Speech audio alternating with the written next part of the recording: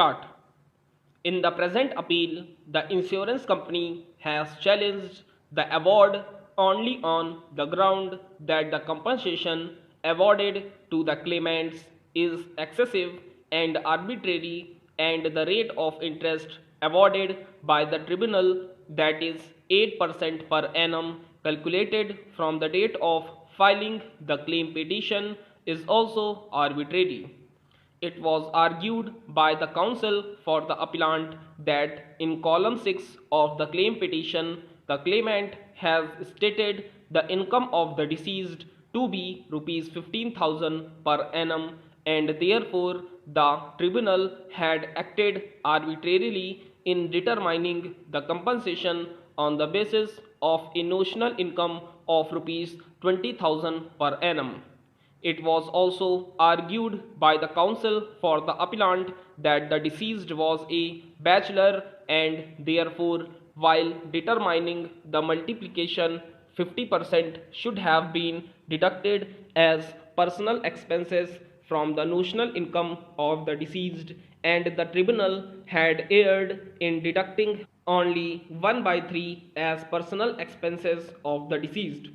It was argued that in view of the aforesaid, the award of the tribunal is liable to be modified by reducing the compensation payable to the claimant.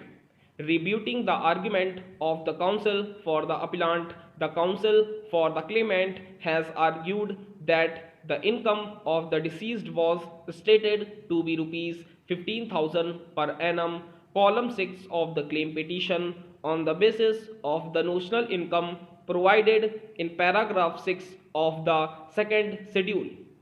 It was argued by the counsel for the claimant that under section 168 of the Act 1988, the tribunal is required to hold an inquiry into the claim and award just compensation, and the compensation payable to the claimants would not be reduced because a lesser amount was claimed as compensation in the claim petition.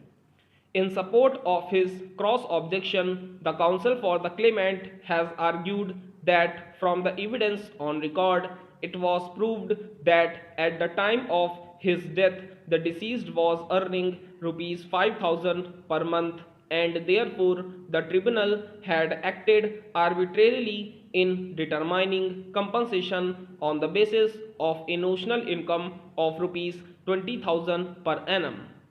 It was also argued by the counsel for the claimant that the multiplier has to be decided considering the age of the deceased and not the age of the parents of the deceased.